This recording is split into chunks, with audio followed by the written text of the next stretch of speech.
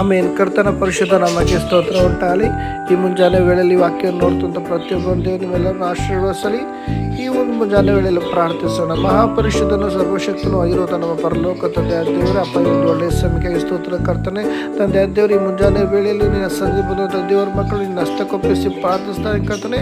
ಹೌದು ಸ್ವಾಮಿ, ಈ ಒಂದು ದೇವದಲ್ಲಿ ಸ್ವಾಮಿ ಅಪ್ಪ, ನಿನ್ನ ವಾಕ್ಯದ ಮುಖಾಂತರ ನಮ್ಮ ಸಂಗಡ ನಿನ್ನ ಮಾತು ರಾಜ್ಯ ವಾಕ್ಯದ ಪದಗಳ ಗುಡಾರದ ತಿಳಿಯಪಡಿಸುವುದು ಅಪ್ಪ, ನನ್ನನ್ನೇ ನಿನ್ನ ಹಸ್ತಕ್ಕೊಪ್ಪಿಸಿ ಸಮರ್ಪಿಸಿ ಪ್ರಾರ್ಥಿಸ್ತಾ ಕರ್ತನೆ. ಇದು ಸ್ವಾಮಿ ಅಪ್ಪ, ಒಬ್ಬೊಬ್ಬರ ಪರಿಸ್ಥಿತಿಗಳು ಏನಿದೆ ಅಂತ ಎಲ್ಲವನ್ನು ತಿಳಿದಿರುವ ದೇವರು ನೀನಾಗಿದ್ದೆ.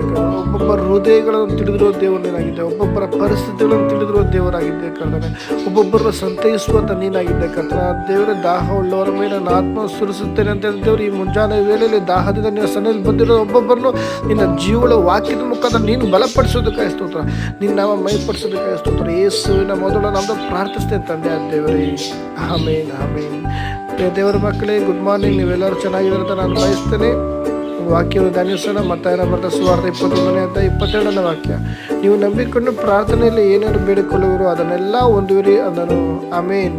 ಈ ಒಂದು ದಿನದಲ್ಲಿ ಪ್ರಿಯ ದೇವರ ಮಕ್ಕಳೇ, ನಾವು ಪ್ರಾರ್ಥನೆ ಮಾಡ್ತಾ ಇದ್ದೀವಿ, ಆದರೆ ನಾವು ಹೊಂದಿದ್ದೀವಿ ಅಂತ ಒಂದು ನಂಬಿಕೆ ನಮಗಿರಬೇಕು. ಯಾಯಿರನ್ನು ಬಂದು ಯೇಸ್ವಾಮಿ ಇರುವಂಥ ಸ್ಥಳದಲ್ಲಿ, ನಮ್ಮ ಯೇಸುವೆ ನಿನ್ನ ಮನೆಗೆ ಒಂದೇ ಒಂದ್ಸಲಿ ಬಾ, ಯಾಕಂದ್ರೆ ನನ್ನ ಮಗಳು ಸಾಯಿ ಹೋಗಿದ್ದಾಳೆ, ನೀನು ಬಾ ಬಾ ಅಂತ ಹೇಳಿದಾಗ ಅಲ್ಲೊಬ್ಬ ಯಾಯಿರನ ಪಕ್ಕದೊಬ್ಬ ಬಂದು ಹೇಳ್ತಾನೆ, ಯಾಯಿರನೇ ಯೇಸು ಸ್ವಾಮಿಗೆ ಹಿಂಸೆ ಪಡಿಸ್ಬೇಡ, ಅಲ್ಲಿ ನಿನ್ನ ಮಗಳು ಸತ್ತೋಗಿದ್ದಲ್ಲ ಅಂತ ಹೇಳ್ತಾನೆ.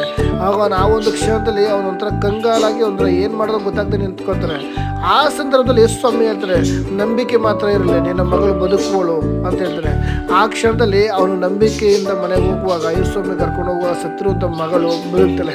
ಆದರೆ ನಾವು ಆ ಸ್ಥಳದಲ್ಲಿರುವಾಗ ಯಾರೇ ಆಗಿ ಮಗಳು ಸತ್ತಿದ್ದಾಳೆ ಅಂತ ಹೇಳಿದಾಗ ಏನಾಗುತ್ತೆ ಹೇಳಿ, ಮನಸ್ಸು ಹೊಡೆದೋಗುತ್ತೆ. ಆದರೆ ಅವನು ಯೇಸು ಕ್ರಿಸ್ತನ ನಂಬಿಕೆಯಿಂದ ಇರುವಾಗ ಯೇಸು ಸ್ವಾಮಿ ನನ್ನ ಮಗಳನ್ನ ಬದುಕಿಸ್ತಾರೆ ಅಂತ ಅವನು ನಂಬಿಕೆಯಿಂದ ಯೇಸು ಸ್ವಾಮಿ ಕರ್ಕೊಂಡು ಹೋಗುವಾಗ ಅವ್ರ ಮನೆಯಲ್ಲೆಲ್ಲ ಅಳ್ತಾ ಇದ್ರು.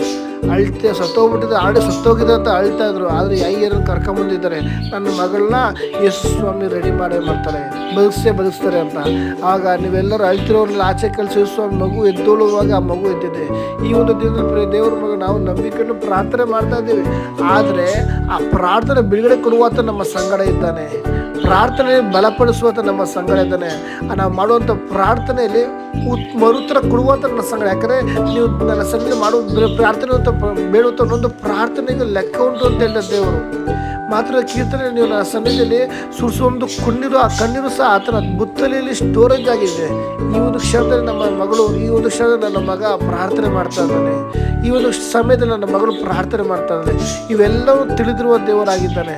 ನೀನು ಯಾವುದೇ ಪರಿಸ್ಥಿತಿ ಇರ್ಬೋದು, ಯಾವುದೇ ವೇದನೆಯಲ್ಲಿ ಇರ್ಬೋದು, ಯಾವುದೇ ದುಃಖದಲ್ಲಿರ್ಬೋದು, ಅಥವಾ ಯಾವುದೇ ಒಂದು ಮುರುತ್ತಕ್ಕೋಸ್ಕರ ಕಣ್ಣೀರಿನ ಉಪವಾಸದಿಂದ ಪ್ರಾರ್ಥಿಸ್ತಿರ್ಬೋದು, ನಿನ್ನ ಸ್ಥಿತಿ ಹೆಂಗೆ ಇರ್ಬೋದು, ನಿನ್ನ ಪ್ರಾರ್ಥನೆ ಕೇಳುವಾತನೊಬ್ಬನಿದ್ದಾನೆ. ನೀನು ನಂಬಬೇಕು. ಯಾಕಂದರೆ ದೇವರ ಸನ್ನಿಧಿಯಲ್ಲಿ ಬರುವನು ದೇವರು ಇದ್ದಾರೆ ಅಂತ ನಾನು ಹುಡುಕರು ಅದ್ಭುತ ಮಾಡ್ತಾನೆ. ನಂಬುವುದು ಅವಶ್ಯ. ನೀನು ನಂಬಿದ ದೇವರ ಮೇಲೆ ಕಾಣುವೆ, ನಂಬಿಕೆ ಇಲ್ಲದೆ ದೇವರನ್ನು ಮೆಚ್ಚಿಸುವುದು ಅಸಾಧ್ಯ. ಯಾಕಂದರೆ ನಾವು ದೇವರ ಸನ್ನಿಧಿಯಲ್ಲಿ ಪ್ರಾರ್ಥನೆ ಮಾಡ್ತಾ ಇದ್ದೀವಿ ಅಂದರೆ ಮೊದಲು ದೇವರು ನಮಗೆ ಬಿಡುಗಡೆ ಕೊಡ್ತಾರೆ ಅನ್ನೋ ನಂಬಿಕೆ ನಮಗಿರಬೇಕು. ಆ ಒಂದು ನಂಬಿಕೆ ನಮ್ಮಲ್ಲಿರುವಾಗ ದೇವರ ಕ್ರಿಯೆಯಲ್ಲಿ ತೋರ್ಪಡುತ್ತದೆ. ನಮಗೆ ದೇವ್ರು ಮಾಡ್ತಾರೋ ಇಲ್ವೋ. ಇನ್ನು ಕೆಲವರು ಯಾವ ಥರ ಅಂದರೆ ಪ್ರಾರ್ಥನೆ ಮಾಡ್ತಾರೆ, ದೇವ್ರು ಮಾಡ್ತಾರೋ ನೋಡೋಣ ಅಂತ ಅಪನಂಬಿಕರಾಗಿರ್ತಾರೆ. ನಾವು ದೇವರ ಕಷ್ಟಕ್ಕೆ ಒಪ್ಪಿಸ್ಮೇಲೆ ದೇವ್ರ ಕಾರ್ಯ ಮಾಡೇ ಮಾಡ್ತಾರೆ.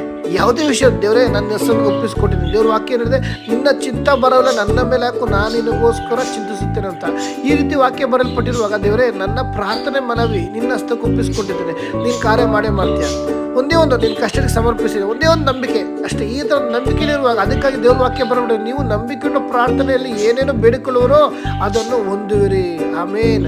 ಹೊಂದುವಿರಿ ಅಂದವರು. ಈ ದಿನದಲ್ಲಿ ನೀವು ಪ್ರಾರ್ಥನೆ ಮಾಡ್ತಾ ಇದ್ದೀರ, ಆ ಪ್ರಾರ್ಥನೆಗೆ ಅಪನಂಬಿಕೆ ಬೇಡ. ನೀವು ಪ್ರಾರ್ಥನೆ ಮಾಡ್ತಾರೆ ಮೊರೈತಿದ್ರ ಬಿಡುಗಡೆಗೋಸ್ಕರ, ಕುಟುಂಬಕ್ಕೋಸ್ಕರ, ಮಕ್ಕಳಿಗೋಸ್ಕರ, ಯಜಮಾನಗೋಸ್ಕರ, ಹೆಂಡತಿಗೋಸ್ಕರ, ಅತ್ತೆ ಮಾವಗೋಸ್ಕರ, ಯಾರ ವಿಷಯಕ್ಕೂ ನೀನು ಯಾವುದೇ ವಿಷಯದಲ್ಲಿ ಪ್ರಾರ್ಥನೆ ಮಾಡ್ತಿರ್ಬೋದು, ಮೊದಲು ನೀನು ನಂಬಬೇಕು. ದೇವ್ರ ಕಾರ್ಯ ಮಾಡೇ ಮಾಡ್ತಾರೆ.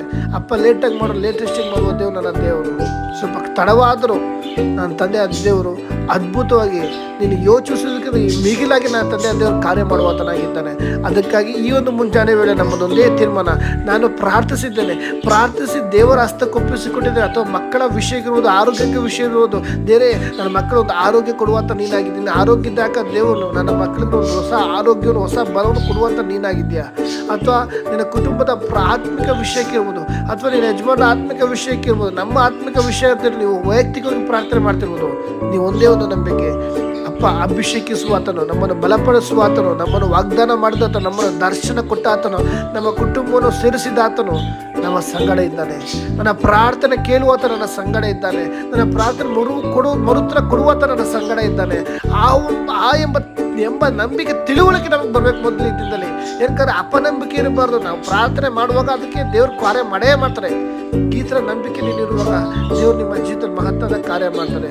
ಹೌದು, ಈ ಒಂದು ವಾಕ್ಯದ ಮುಖಾಂತರ ದೇವ್ರು ನಿಮ್ಮೆಲ್ಲರನ್ನು ಆಶೀರ್ವದಿಸಲಿ. ಆಮೇಲೆ ದೇವರ ಮಕ್ಕಳೇ, ಪ್ರತಿದಿನ ವಾಕ್ಯ ನೋಡ್ತಾ ಇದ್ರ ಯಾರು ಸಹ ಈ ವಾಕ್ಯವನ್ನು ಲೈಕ್ ಸಬ್ಸ್ಕ್ರೈಬ್ ಮಾಡಿ ಇತರರಿಗೆ ಶೇರ್ ಮಾಡಿ. ಈ ವಾಕ್ಯ ಮುಖಾಂತರ ಅನೇಕ ಜನಗಳಿಗೆ ಉಪಯೋಗ ಆಗುತ್ತೆ. ಹೌದು, ನಿಮ್ಮ ಪ್ರಾರ್ಥನೆ ಮನವಿ ಏನಾದರೂ ಇದ್ದರೆ ನಮಗೆ ಕಮೆಂಟ್ ಮುಖಾಂತರ ತಿಳಿಸಿ, ನಾವು ಪ್ರಾರ್ಥನಿಸ್ತೀವಿ. ಈ ಒಂದು ವಾಕ್ಯದ ಮುಖಾಂತರ ದೇವರು ನಿಮ್ಮೆಲ್ಲರನ್ನು ಆಶೀರ್ವದಿಸಲಿ. ಆಮೇನ್.